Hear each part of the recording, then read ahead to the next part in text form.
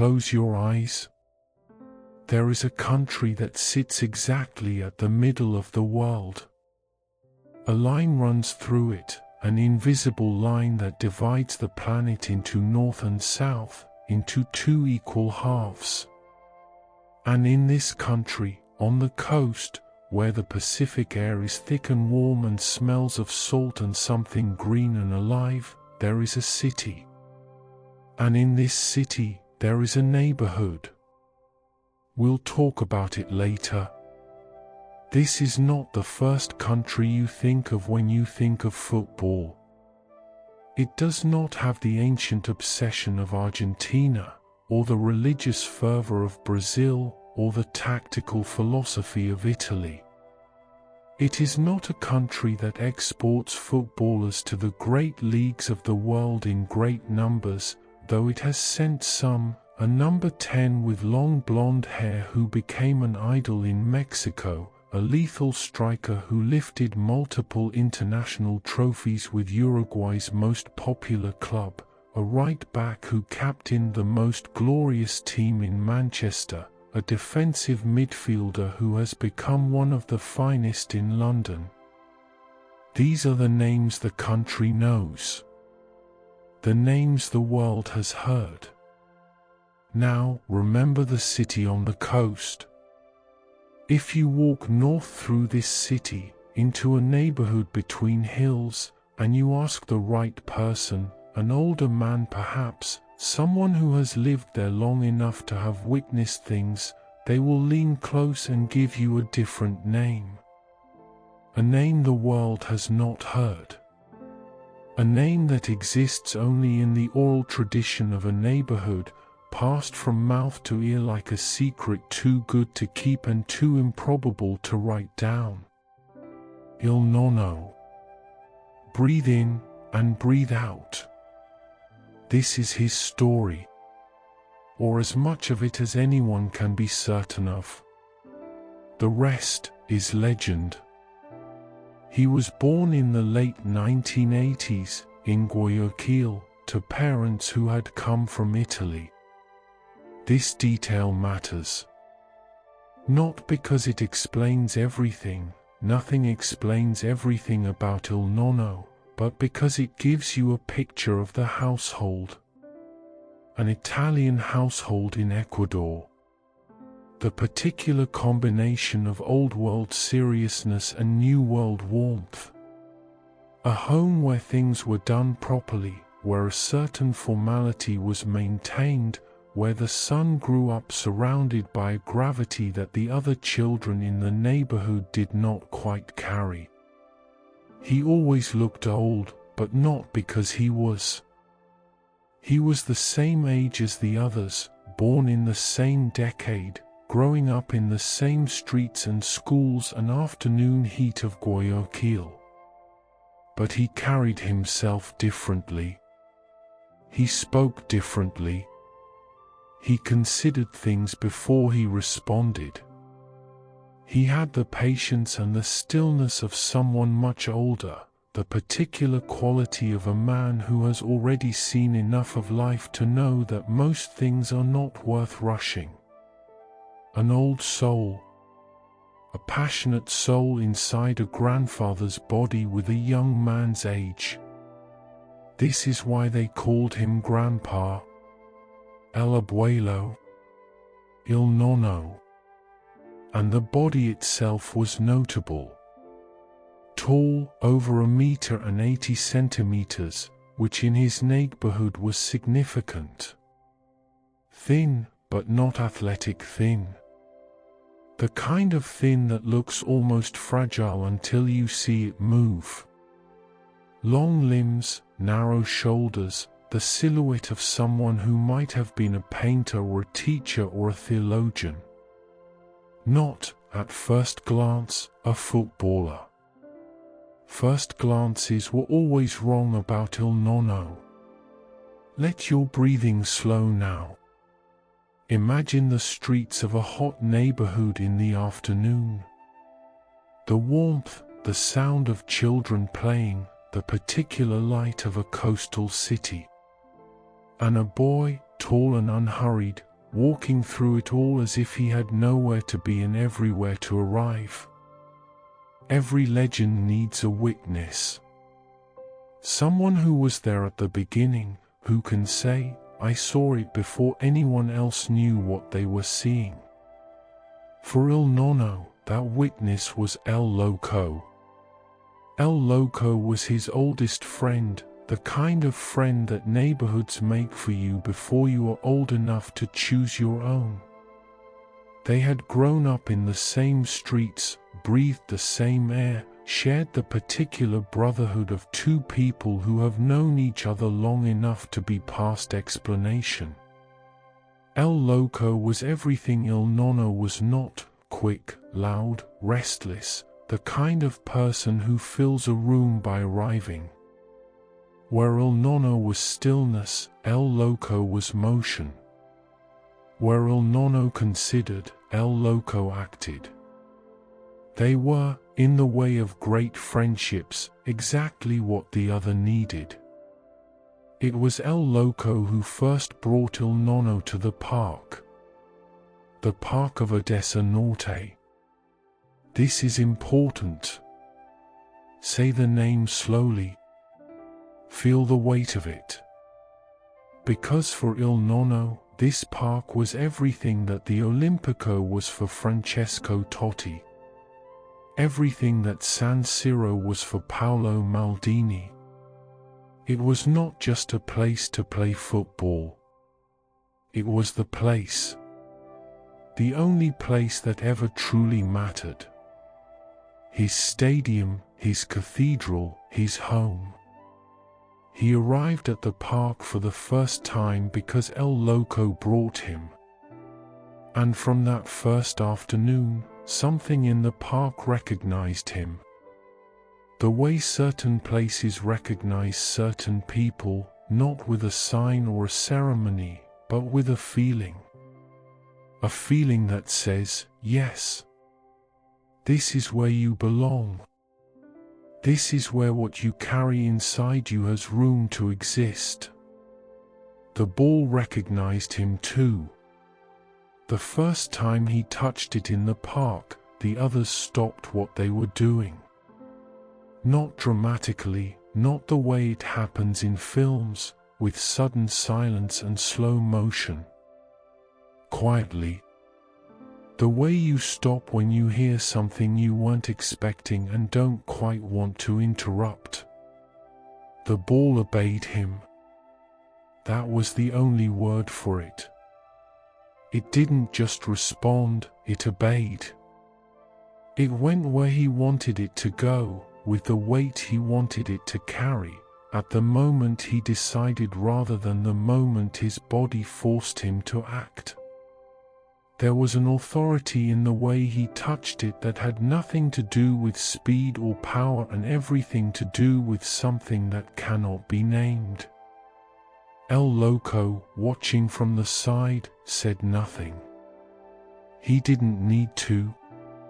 He had already understood. Word travels fast in a neighborhood. Not through phones or messages or any of the modern channels that carry information from one place to another. Word travels the old way, from mouth to ear, from corner to corner, from the man who saw something to the man who needs to know about it. It travels with the speed of something important, which is faster than most people realize. And the word that traveled through Urdesa Norte, on the days when Il Nonno was coming to the park, was always the same. Hoy viene a jugar el abuelo. Today Il Nonno is coming to play. 6 words. And those words changed the afternoon. Men who had been planning to stay home found reasons to walk past the park. Boys who had already played for hours found a second wind they hadn't known they had. The benches filled. The conversations paused. The neighborhood oriented itself, the way a field of flowers orients itself toward the sun, toward the park where the tall, thin, unhurried Italian Ecuadorian was about to do something with a football that none of them could fully explain afterward. There is a particular quality to watching someone do something with complete mastery. It is not just admiration. It is something closer to disbelief, the specific disbelief of seeing the laws of what should be possible temporarily suspended. The ball should not do that. The defender should not be standing there, frozen, unable to recall exactly when he lost the thread of what was happening. The goal should not look that inevitable. But it did.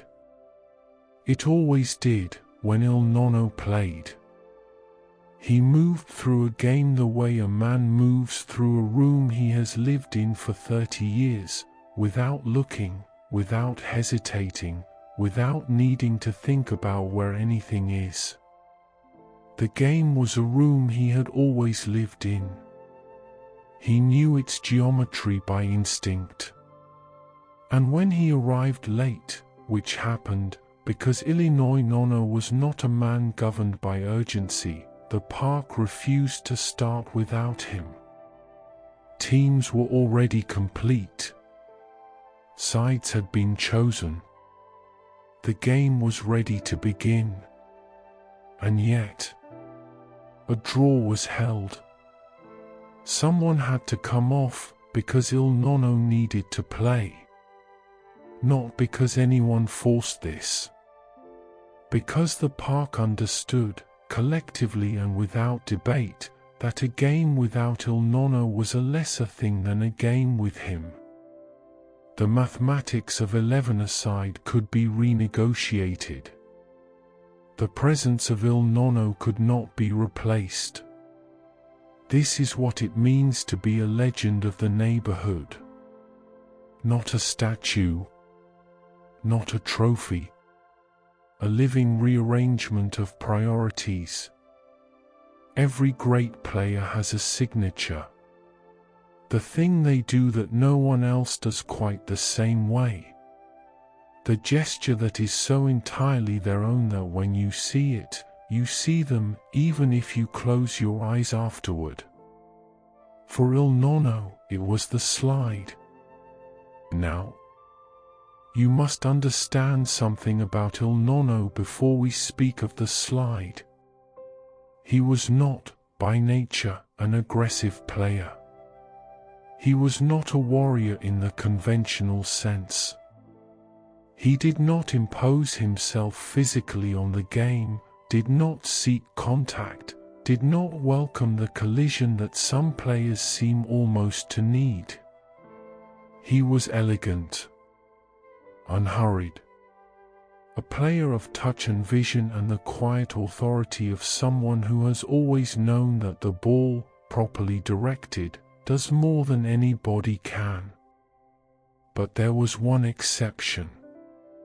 One moment in every game, sometimes two, if the game demanded it, when something changed in Il Nonno.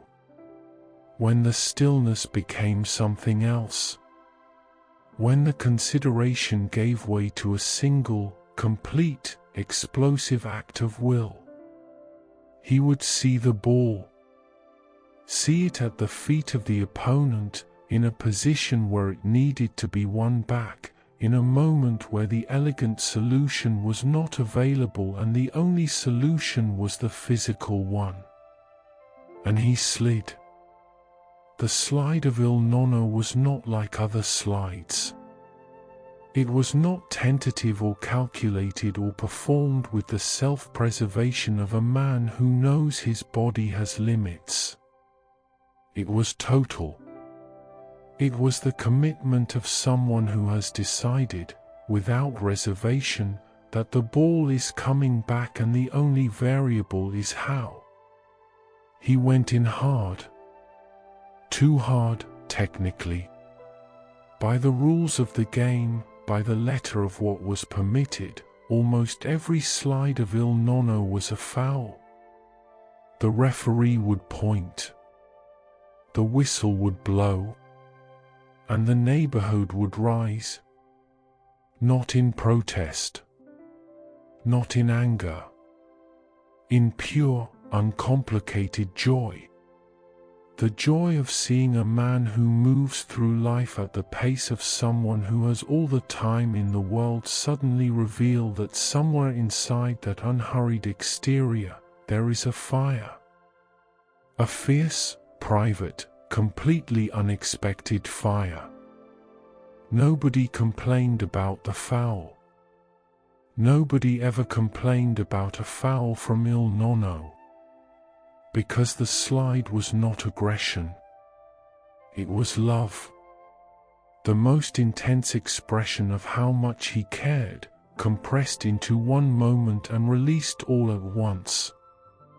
The park understood this. The park always understood Il Nonno. There are afternoons that a neighborhood keeps forever. Not in photographs, though some exist, blurry and half-composed, the kind of images that prove something happened without quite capturing what it was. Not in official records, which did not bother with the park of Urdesa Norte. In memory. In the particular, living memory of people who were there and have been telling the story ever since, each telling adding a detail or adjusting an emphasis until the event and the legend of the event have become inseparable. The most successful and widely supported club in the city came to Urdesa Norte. They were in pre-season, the period of preparation before the real battles begin, when teams are assembled and tested and shaped into the thing they will be for the year ahead. They needed a match. A friendly, they thought. Something to sharpen the edges, to test the combinations, to let the new players find their rhythm with the old ones. They did not know about Il Nonno. Or rather, they had heard something, perhaps. A name mentioned in passing. A story from someone who knew someone who had been to the park. But a story is easy to discount when you are a professional club preparing for a professional season. Stories about players in neighborhood parks do not keep you up at night. They should have. The match began. Club Atletico Urdesa, the club of the neighborhood, the club that had been Il Nonno's home for as long as the park had been his cathedral, they took the field against a team of professionals.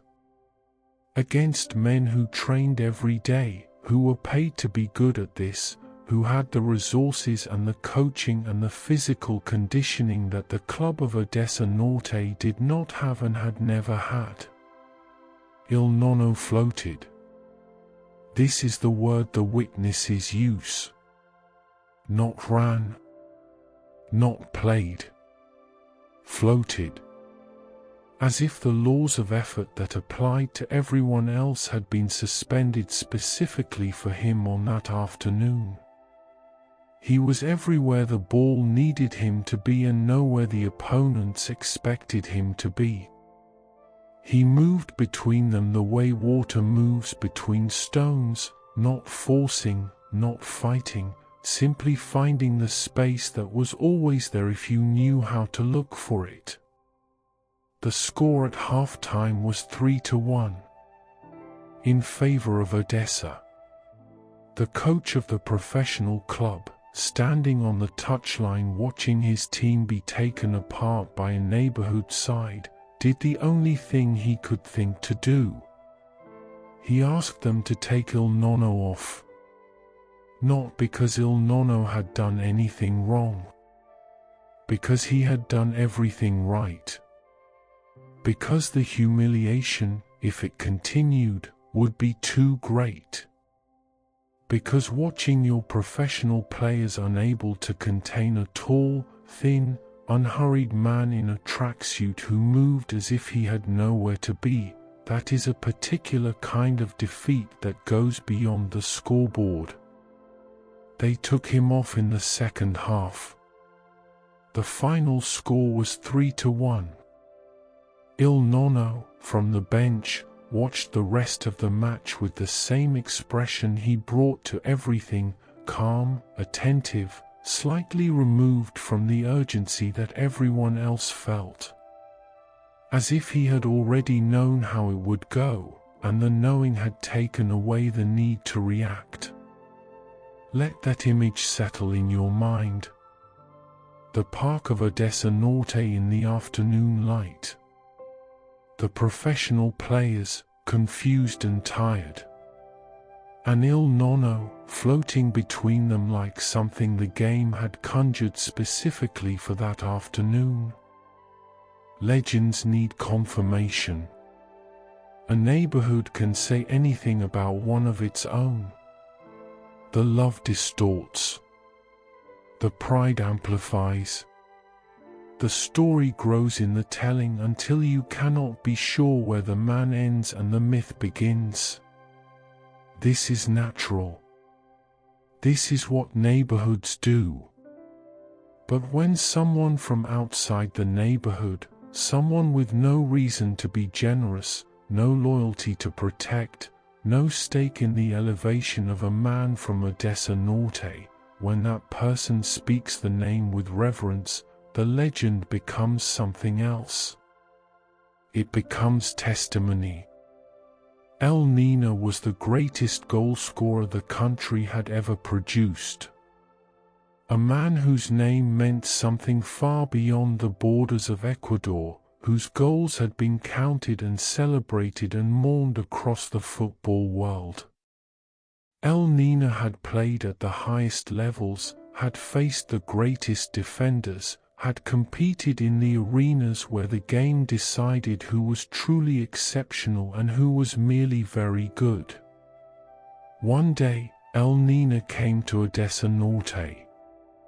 He had heard things. The way people of great achievement sometimes hear, through the informal channels of the football world, about other people of great achievement who exist in places the world has not thought to look. Someone had told him about the park, about the neighborhood, about the tall, thin, unhurried man who floated through games in a tracksuit. El Nino did not see Il Nonno play. He arrived on a day when Il Nonno was not at the park, which happened because Il Nonno was not a man who could be scheduled. But El Nino spoke to those who had seen him. He asked questions and listened to the answers with the specific attention of someone who knows what good football looks like and is hearing, in the descriptions of these neighborhood witnesses, something that sounds like the real thing. When he left, he said it quietly, almost to himself, to a journalist who was nearby. There is a player here better than me. They call him Il Nonno. He said it the way great men sometimes acknowledge greatness they have not personally witnessed but cannot discount, with the particular humility of someone who has been around the game long enough to know that it produces miracles in unexpected places. El Nino never saw Il Nonno play. But he said the name. And in Urdesa Norte, that was enough.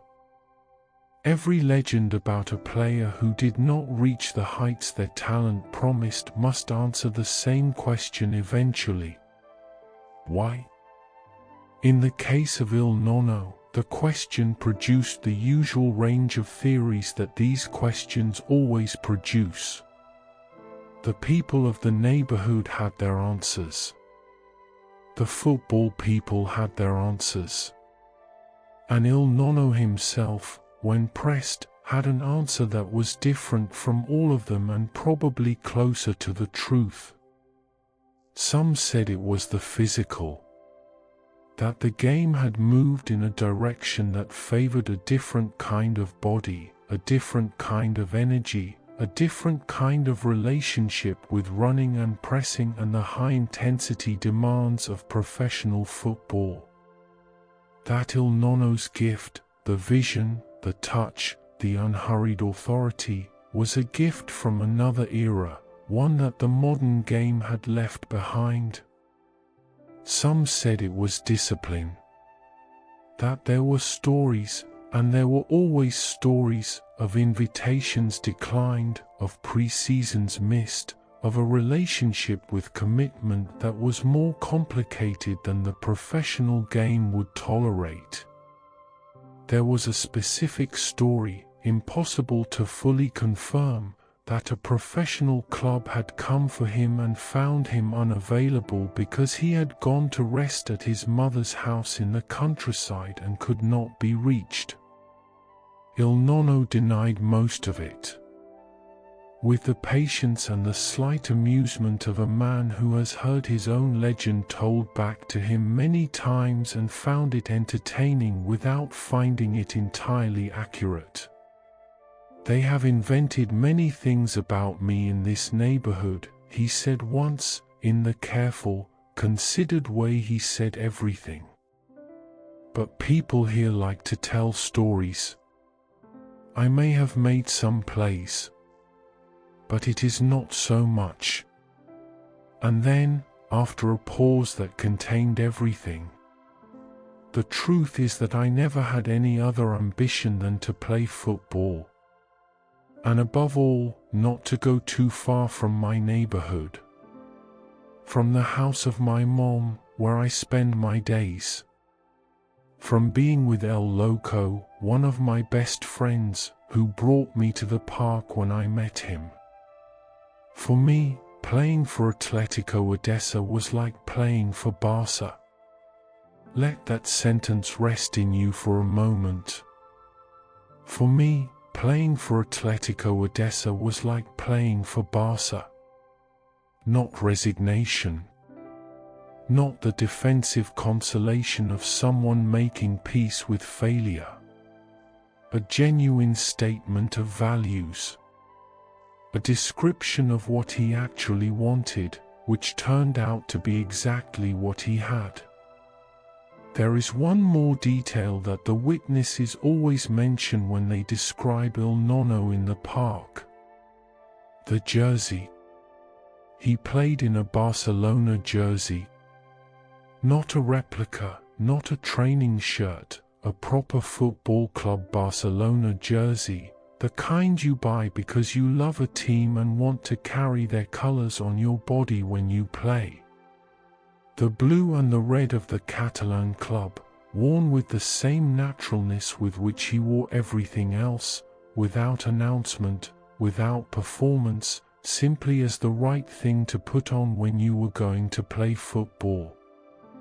With the tracksuit bottoms.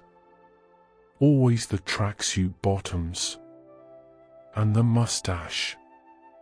Il Nonno wore a mustache, the shadow of a beard that never quite became a beard, because certain things in his life required certain restraints, and this was one of them.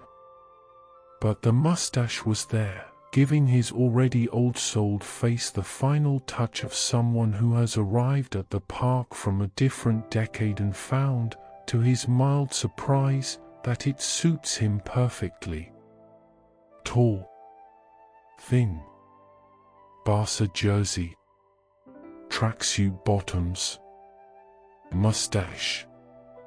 There was something about the combination that made you think of Iniesta, the movement, the composure, the quality of touch, except taller and older seeming, and carrying the particular gravity of a man who has never once in his life been in a hurry. Iniesta, if Iniesta had grown up in Guayaquil, had Italian parents, and had decided that the park of Urdesa Norte was stadium enough. This is what the witnesses say when they try to describe him to those who never saw him play. They say it and then they pause, because they know the description is insufficient. because what Il Nonno was cannot be fully contained in a comparison, however accurate. He was himself. He was the specific, irreplaceable, entirely particular thing that he was. And the Barça jersey, in the park of Urdesa Norte, under the Guayaquil sun, looked like it had always belonged there. The official record is brief. 2 professional second division matches. That is what the records show, in the brief newspaper accounts and the sparse documentation that exists of Il Nonno's passage through organized football. 2 matches in the professional sphere, played with the same unhurried authority with which he played everything else, and then, nothing more in the official ledger. No video exists. This is the detail that makes the legend what it is. No video. No footage. No digital record that can be pulled up on a screen and examined and debated. The evidence of Il Nonno is entirely human, the memories of those who watched, the stories passed between them, the account that changes slightly with each telling because that is what human memory does, especially when the thing being remembered was beautiful. There are some photographs. A few. The kind that were taken without professional intent, with cameras that were not designed for sport, in light that was not quite right. They show a tall figure in the park. The mustache is visible. The Barça jersey is sometimes visible. The ball is sometimes in the frame, near his feet, in the position of something that has just obeyed a command. But the photographs cannot show what the witnesses describe. The photographs cannot show the way he received a ball under pressure and in the receiving made the pressure disappear. They cannot show the slide, the sudden, total, fire from stillness slide that brought the park to its feet. They cannot show the goal that went in slowly, inevitably, as if time itself had agreed to cooperate. They cannot show what it felt like to be there. To be in the park of Urdesa Norte on an afternoon when Il Nonno was playing. To watch and feel the specific, wordless thing that great football produces in those who witness it, the sense that something is happening that should not quite be possible, that the world has briefly exceeded its own specifications, that the thing in front of you is more than what it appears to be. Only the witnesses can show that. Only the ones who can say, "I saw him play." The playing eventually stopped. As it always does. Il Nonno moved into another chapter, the chapter that follows the playing, that exists in its shadow, that tries to find new ways to be useful to the game that shaped you. He became a motivator. A person who works with other people's belief, who helps them find the version of themselves that performs under pressure, that does not collapse when the moment is hard. This suited him. The patience, the stillness, the old soul quality that had always made him seem older than his age, these were gifts in a different context. He was good at listening. Good at knowing when to speak and when to let the silence do the work. Good at the long view, which is what motivation requires more than anything, the understanding that growth is not linear and that the moment of failure is often the moment closest to the breakthrough. He stayed in the neighborhood. Of course he stayed. The neighborhood was the condition. The park of Urdesa Norte, El Loco, the house of his mother where he still spent his days, These were not things he would have exchanged for anything the wider world might have offered. They were the point. They had always been the point. And the neighborhood kept his legend. There was a time when he needed help, the kind of practical, unglamorous help that legends sometimes need and find difficult to ask for. The neighborhood gave it without hesitation, because that is what neighborhoods do for the people who have given them something worth keeping. He accepted it with the same quiet dignity with which he accepted everything. Without drama. Without effusion. With the nod of a man who understands that accepting help is its own form of grace. He got a transplant. A hair transplant. The lost book of football falls to this page for a reason. Not because Il Nonno won titles. He did not. Not because his name is known beyond the streets where he grew up. It is not, except by those who made the journey to find it. Not because the record books contain him in any meaningful way. 2 lower-tier matches. A few photographs. Some newspaper lines. The book falls open here because of what Il Nonno understood that most people spend their whole lives trying to learn. Football is not the contract. It is not the stadium with 80,000 seats or the transfer fee or the highlights package or the global recognition. These things exist. They are real. For some people they are the point.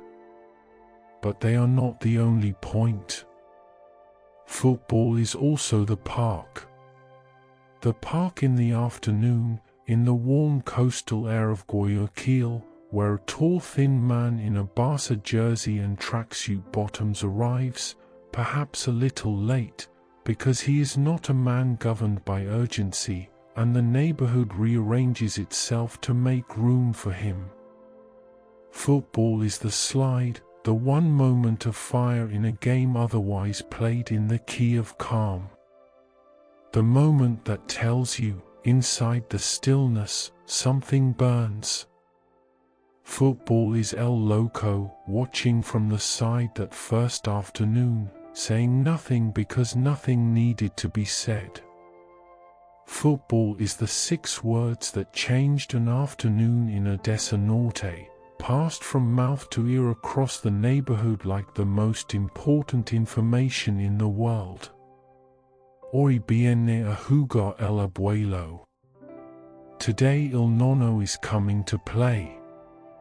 El Nene said his name once, quietly, to a journalist who happened to be nearby. And the name meant something. Because that is what truth does, it means something, even when it comes from a neighborhood park, even when there is no video, even when the only evidence is the memory of those who stood there with their mouths open like children at the circus. You think, at first, of the player he might have been. The professional career that didn't happen. The stages he never stood on. The crowds that never chanted his name. And then you think again. And you realize that he was that player. In the park. Without the contract, without chocolate advertisements, without the YouTube highlights. He was there, doing magic with the ball, and there was an audience with their mouths open. The park of Urdesa Norte was his no camp. Atletico Urdesa was his Barça. And Il Nonno, tall, thin, mustachioed, unhurried, son of Italians, child of Guayaquil, was exactly and completely and irreversibly what he was. A legend. The real kind. The kind that doesn't need a trophy to prove it. The kind that lives in the mouths of those who were there.